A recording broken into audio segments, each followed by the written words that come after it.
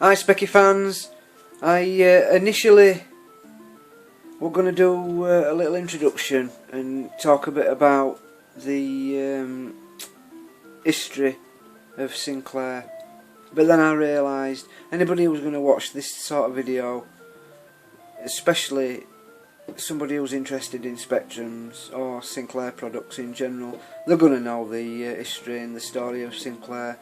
So instead I decided to talk a little bit about myself, how I got interested in Spectrums, and also maybe talk a little bit about my collection as it is now.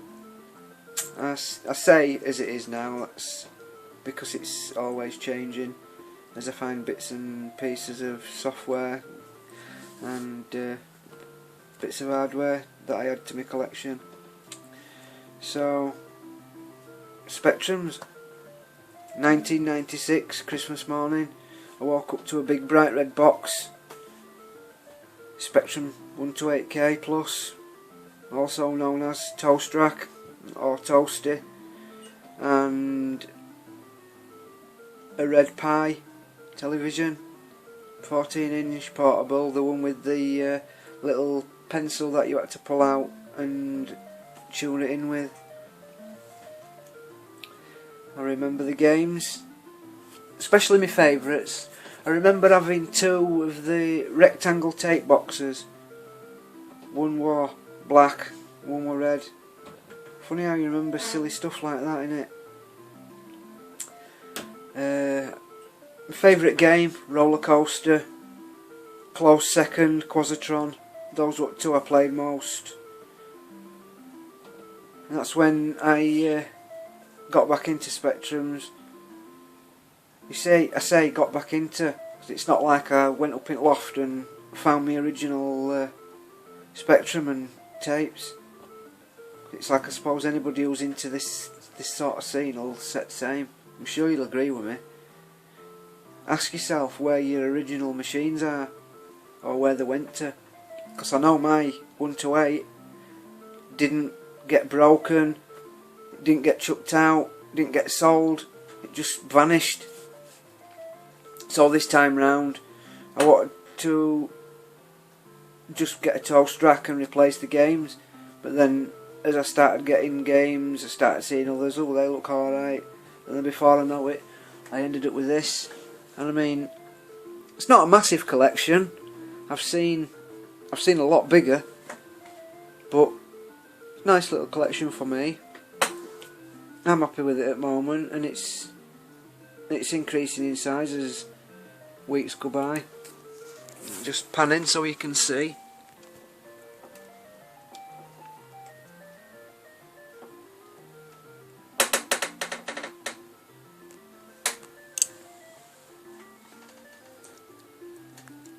I'll only mention top row because the bottom row is actually Commodore 64. There's a lot more room in there. And it shows that I suppose really my preference is Spectrum. I do have a couple of Commodore 64s. One's more of a spares machine for me toast rack, for me bread bin. 2 disk drives, 2 1541s. Don't tend to use them much though because I use the SD to IEC. But games wise, I didn't have these as a child, I don't know why. I've taken a fancy to these Sinclair branded games.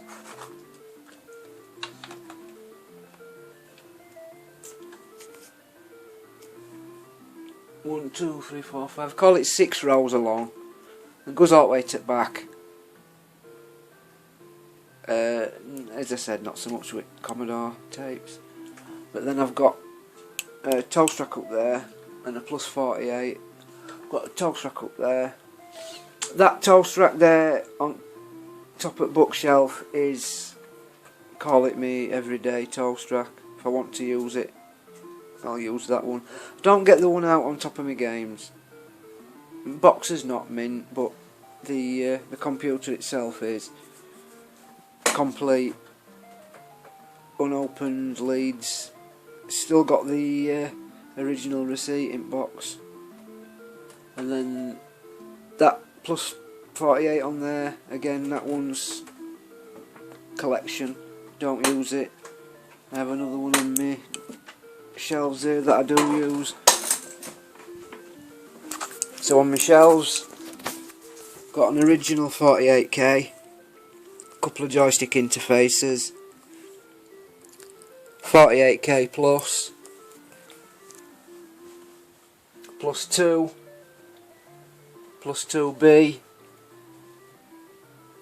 As you can see, I've got a fetish for joysticks.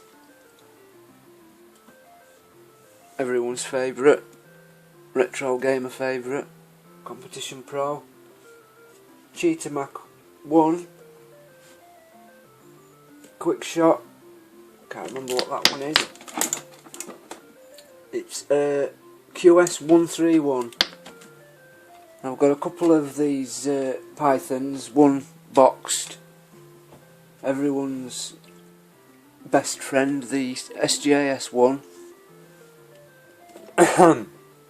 and the Sinclair light gun, Archer joystick. Funny thing is with this one, I opened it up because it wasn't working properly, and I noticed the board inside was branded as a Quick Shot 2 Pro. And then this one's one of my favourites. I use this for playing Jetpack. It's a Ram Delta. Nice soft action, and switched as well.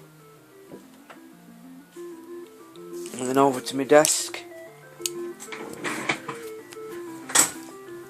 my Commodore 64, 2 disc drives,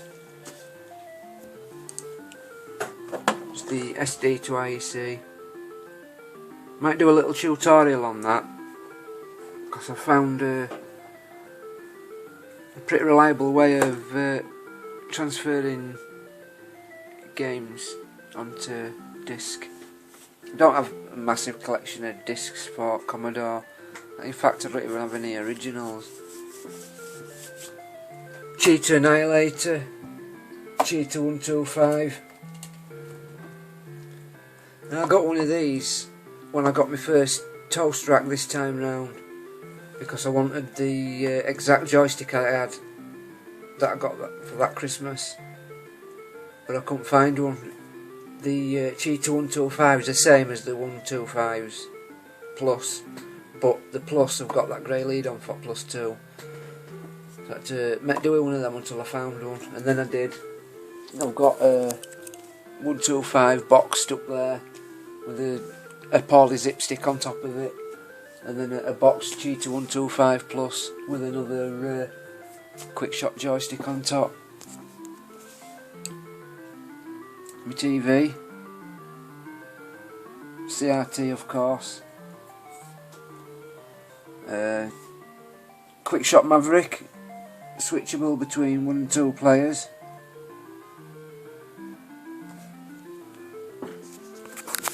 I use a Dixon's TR17 cassette recorder, and I've got a couple of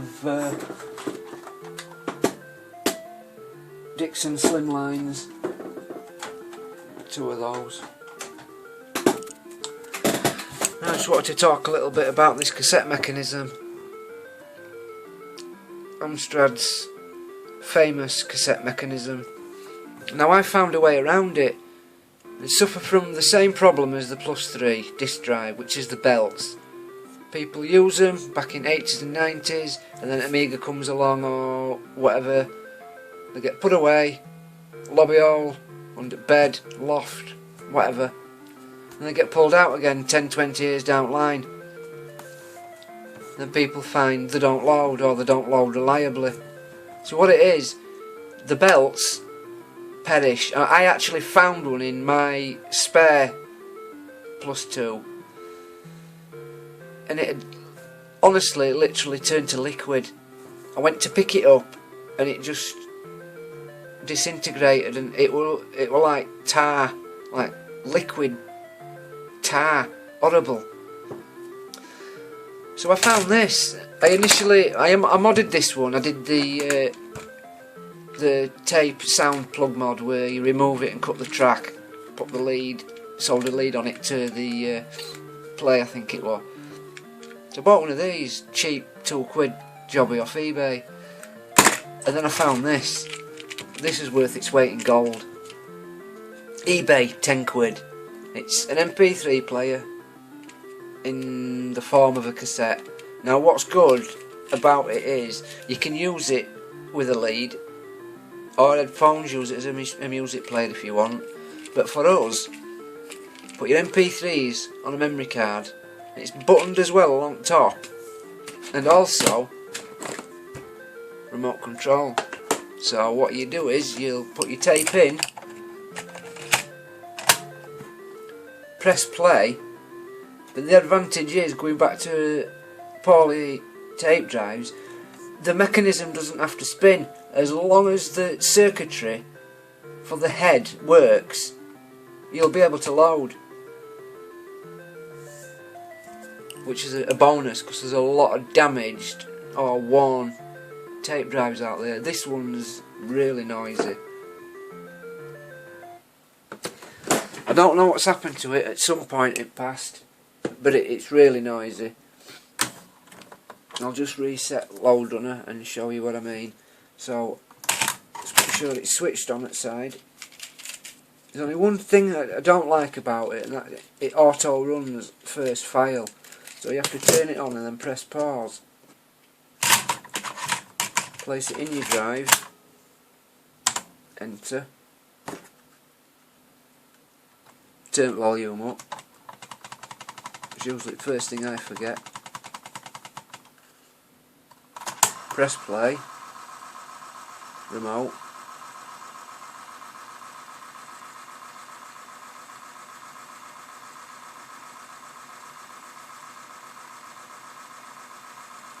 That is loading from that tape. As you can see, it's spinning. It's making a racket though. And then when your game's loaded, pause it with remote or with button. Stop your tape. So yeah, I think that's more or less it. My setup for the time being, until I get some more tapes and hardware. There is just one more. This is my backup TV. Olden days 80s TV. It's a Ferguson. I'm not sure exact model, but old teletext. Takes a while to warm up, but it does work.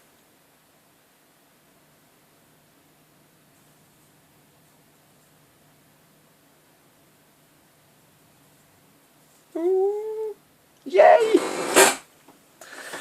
Yeah, so I'm going to upload a few more videos. I'm going to do some playthroughs and some reviews of the games that I liked growing up, and also review some hardware. Do a proper tutorial for that cassette MP3 player. So thanks for watching guys, and I'll see you next time.